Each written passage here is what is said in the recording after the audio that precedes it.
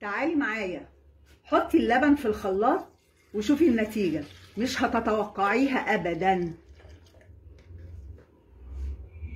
يا مساء الفل والهنا على عيونكم. هتعملي ايه بقى النهارده يا ايمان؟ هعمل لكم زبادي. لازم بناتي تدخل رمضان وهي عارفه تعمل زبادي.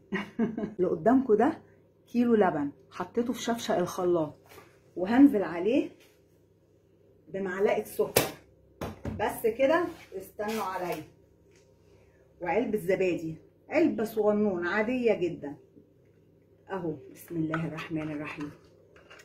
نفضي العلبه كده كلها، ما نخليش فيها ولا تنتوفه. ده زبادي عادي جدا، زبادي ساده ما فيهوش اي حاجه.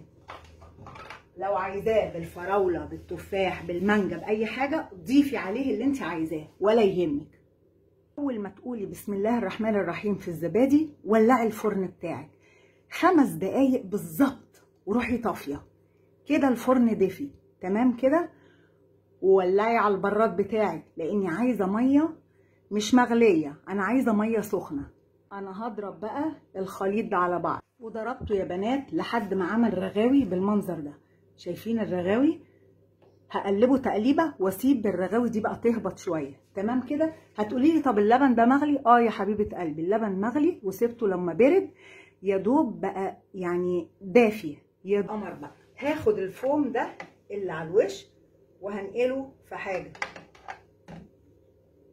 طبعا مش هرميه بس اصبري عليا هعمل بيه ايه عشان بس اعرف اصب اللبن في الكوبايات من غير الفوم ده ما يضايقني. بصي بقى هنعمل ايه. طبعا كلنا عندنا العلب دي، العلب البلاستيك المغطى اللي بنحط فيها الكحك بتيفور لما بنعمل الحاجات وعايزين نحطها في قلب كويس كده. انا حطيت فيها ميه سخنه، الميه مش مغليه خدي بالك، ميه سخنه بس.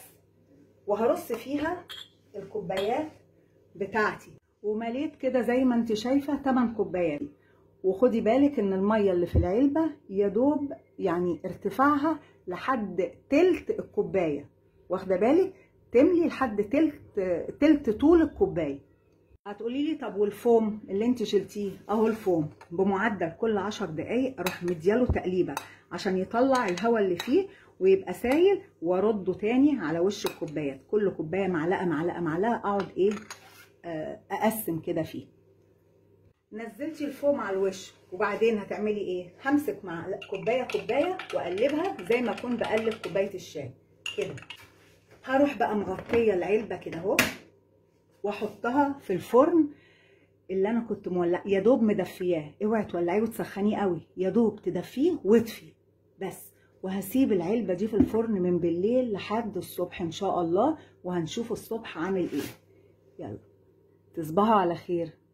صباح الفل، صباح القشطه، صباح اللبن الحليب. بسم الله الرحمن الرحيم، الله اكبر، اللهم صل على النبي. بص يا ستي، سبته من بالليل لتاني يوم الظهر. بالليل ده اللي هو امتى؟ 3 بالليل. واديني بطلعه اهو قدامكم وهتشوفي المنظر.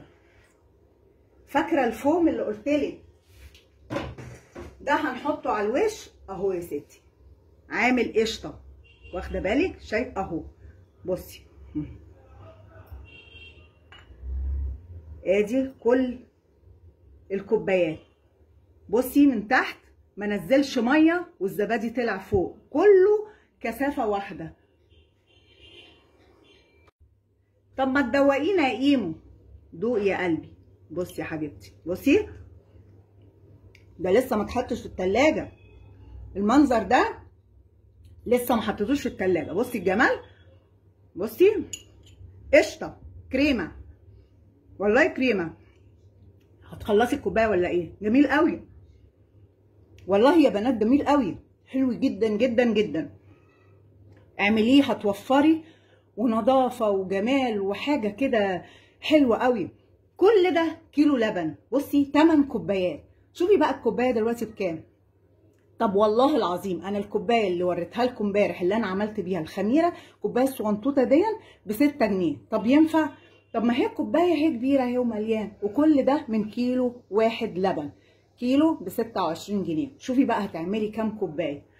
يلا جربيه مش هتندمي ابدا، وادخلي رمضان كده بحاجه حلوه جميله كده. اول ليله نتسحر بزبادي. كل سنه وانتم طيبين، ربنا يعيدوا عليكم بالخير والبركه، وينعاد علينا كلنا بالفرح والهنا والسعاده يا رب العالمين. رمضان كريم.